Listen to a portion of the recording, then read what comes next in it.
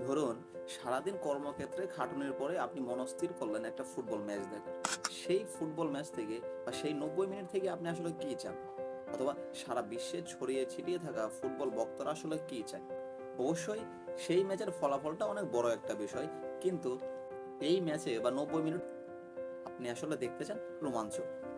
একজন খেলোয়াড় বল নিয়ে কারিগরি করতেছেন, প্রতিপক্ষের ডিফেন্ডারদের পাশ কাটিয়ে ছুটছেন নিপুণ দক্ষতার সাথে, বা দুর্দান্ত ফ্রি কিক, দুর্দান্ত গোল, অথবা একজন খেলোয়াড়ের ক্যারিশমেটিক চরিত্র। দিন শেষে এই বিষয়গুলোই আপনাকে ফুটবলে নিয়ে আসে দেয় রোমাঞ্চ এবং আনন্দ। হয়তো ফুটবল আপনার ধ্যান জ্ঞান, আপনি জানেন বুস্কেটস গোল করা ছাড়াও আর কি কি করতে পারে, কিন্তু একজন সাধারণ ফুটবল প্রেমী এসব বোঝে না। তারা খোঁজে ধারাবাহিক পারফরমেন্স অথবা নিয়মিত গোল। মেসি বা রোনালদোর কথাই ধরুন, কেন তাদের খেলা ছেলে বড় সবাই পছন্দ করে? ঠিক এজন্যই। নেইমার ছিলেন এই প্রসঙ্গের এক অন্য সংযোজন। এমনিতেই ব্রাজিল থেকে এসেছেন। ব্রাজিলের পিচ ডালা রাস্তা বা এদো গলিতে বল নিয়ে দৌড়েছেন নেইমার। ফুটবলের সাথে তার সম্পর্ক কিছুটা প্রেমিকার মতো। দুর্দান্ত গতি, নিখুঁত ড্রিবলিং, ধারাবাহিক পারফরমেন্স, নিয়মিত গোল। নেইমার ছিলেন সম্পূর্ণ একটা ম্যাজিক্যাল বক্স, সাথে তার ক্যারিশমেটিক চরিত্র। এসব মিলে নেইমার ছিলেন আদতেই মেসি রোনালদোর যোগ্য উত্তরসূরি না। শুধু কাগজে কলমে আর মুখের কথাই নয়, নেইমার তার প্রমাণ দিয়েছিলেন ইউরোপিয়ান ফুটবলের মঞ্চে। ব্রাজিল থেকে তো কত ফুটবলারও ইউরোপের মঞ্চে এসেছে। কেউ সেই মঞ্চ আলোকিত করেছে, আবার কেউ মঞ্চের আলোর পেছনে থাকা অন্ধকারে ডুবে যেতে যেতে একসময় একেবারেই হারিয়ে যায়। ব্রাজিলের কষ্ট এবং বিষাদ ভরা জীবন ছেড়ে ইউরোপে এসে অনেকেই পরে নেন কাঠের চশমা। এরপর একটু একটু করে তলিয়ে যান অতই সাগরে। বার্সেলোনা তখনও নেইমারকে দলে টানেনি, কিন্তু সান্তোসে থাকা অবস্থায় সকলেই বুঝতে পেরেছিল বার্সেলোনায় কেউ একজন আসতেছে। লম্বাটে মুখ, চুলগুলো খাড়া খাড়া। বার্সার হয়ে নাম লেখানোর আগেই সান্তোসের হয়ে 226 ম্যাচে 136টি গোল করেছেন। ইউরোপে সবে মাত্র এসেছিলেন, তাও আবার বার্সেলোনার মতো একটি ক্লাবে। 13-14 মৌসুমটা দলের সাথে তাল মিলাতে মিলাতেই পার হয়ে গেল। 2 মৌসুমে 45 ম্যাচে 15 গোল এবং 15 অ্যাসিস্ট। নামের সাথে সংখ্যাটা খুব একটা খারাপ না, কিন্তু বার্সা তাকে নিয়ে এসেছে অনেক বড় একটা অঙ্কে। ততদিনে নেইমারের নাম ডাকটা হয়েছে বেশ। সান্তোসে থাকাকালীন সময় থেকে এই গুঞ্জন যে এই ব্রাজিলিয়ান ঈশ্বরের প্রদত্ত উপহার। সেই নেইমার খোলস ছেড়ে বেরিয়ে আসেন পরের মৌসুমে। বার্সেলোনার মতো দলে মেসি ও সুয়ারেজের সাথে খেলছেন মাত্র নিজের দ্বিতীয় মৌসুম, কিন্তু তার পারফরমেন্স দেখে তা বোঝার কোনো উপায় নেই। ওই যে প্রথম বললাম, দর্শকেরা ফুটবল থেকে চায় রোমাঞ্চ এবং আনন্দ। নেইমারের ওই মৌসুমের পারফরমেন্সটা দর্শকদের নিখুঁত আনন্দ দিয়ে এসেছিল। মেসি ও সুয়ারেজের পাশে থেকেও নেইমারের একক পারফরমেন্স নিশ্চিতভাবে জানান দিচ্ছিল প্রতিটা ম্যাচে তার ইম্প্যাক্ট, বলের সাথে তার প্রেম, আর সেই প্রেমিকার সাথে তার নৃত্য। নেইমারের খেলা দেখাই যেন ছিল চোখের শান্তি। অতি মানবীয় এক জাদু ছিল সেই মৌসুমের পারফরমেন্সে। বিশ্ববাসী বুঝে গিয়েছিল এই সেই ছেলে। মেসি ও রোনালদোর সিংহাসন একদিন এই ছেলেরও হবে। Ballon d'Or. মেসি ও রোনালদোর যুগের অবসান ঘটিয়ে নেইমারই হয়তো সেই আরাধ্য শিরোপা গড়ে তুলবেন। ব্রাজিলিয়ান ফুটবল হেরিটেজ হয়তো একেই বলে।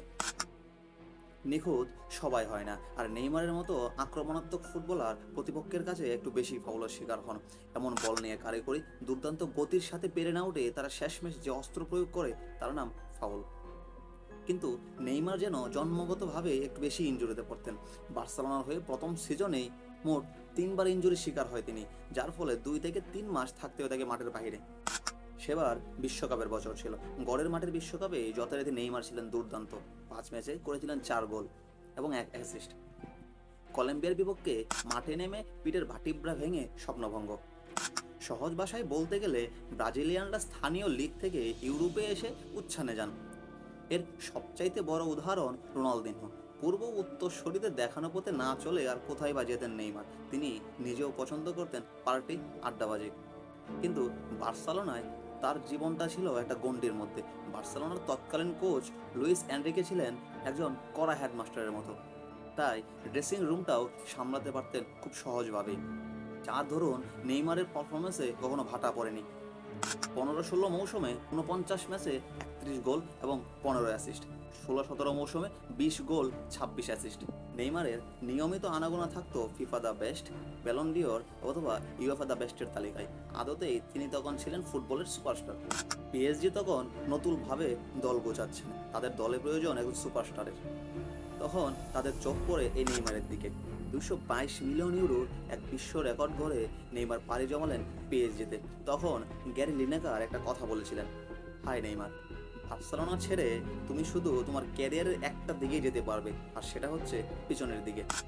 কেউ কি ভেবেছিল লিনেকারের এই কথা সত্যি বনে যাবে?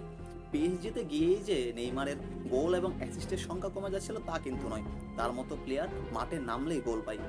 কিন্তু নেইমার পিছিয়ে যাচ্ছিল এই মাঠে নামা থেকেই। পিএসজিতে গিয়ে নিজের পায়ের মোটাটার্সাল ভাঙলেন দুইবার। 19-20 মৌসুমের প্রায় পুরোটাই কাটালেন ইনজুরিতে এবং বিভিন্ন ফিটনেস সমস্যায়। ওই এক মৌসুমে নেইমার ফুটবল থেকে পিছিয়ে যান অনেকটা। পরের মৌসুমে আবারও সেই একই ঘটনার পুনরাবৃত্তি। অ্যাভাডাক্টর এবং গোড়ালের ইনজুরি বারবার হানা দিতে লাগলো তাকে।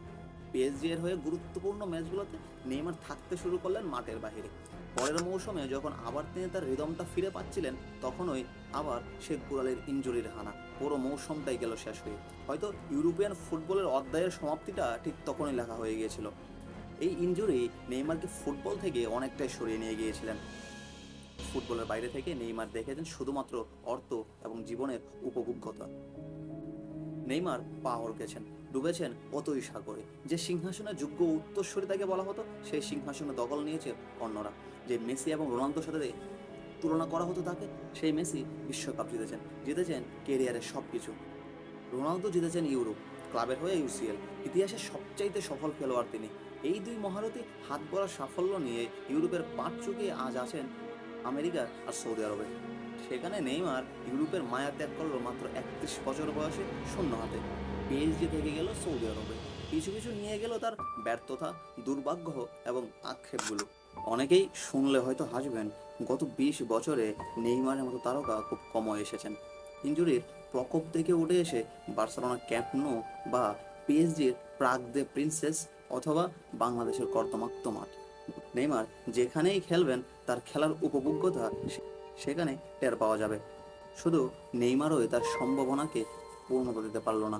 রবিনহো, পাতো, আন্দ্রিয়ানো, গানসো, অস্কার, জোদের মতো ব্রাজিলিয়ানদের দেখানো রাস্তায় হাঁটলেন তিনি। রোনালদিনহোর প্রসঙ্গটাও অনেকে টানবেন হয়তোবা, কিন্তু কেরিয়ারের সায়ান্নের আগে তিনি জিতেছেন বিশ্বকাপ এবং ইউসিএল চ্যাম্পিয়ন।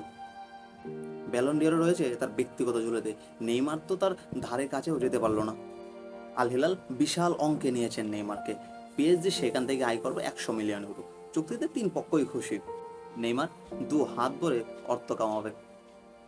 ফুটবলটা তো খেলবেনই, কিন্তু ইউরোপের অমীমাংসিত মিশন ছেড়ে সৌদি প্রিমিয়ার লিগের ফুটবলটা ঠিক কতটুকু কাজে আসবে? কুপা শেষ হলো, দেখতে দেখতে 26-এর বিশ্বকাপ চলে আসবে। ভিনিসিয়াস, অ্যান্তোনি, রাফিনহা আর রদ্রিগোর মতো প্লেয়ারদের ভিড়ে কবে না ব্রাজিল দলের স্থানটাও হারিয়ে ফেলে। ইতিহাস হয়তো মনে রাখবেন একজন ফ্লপ খেলোয়াড় হিসেবে, অথবা ব্রাজিলের কোনো ব্যর্থ তারকা হিসেবে। আসলে নেইমার এক আক্ষেপের নাম, একবিংশ শতাব্দীর সব থেকে বড় আক্ষেপ।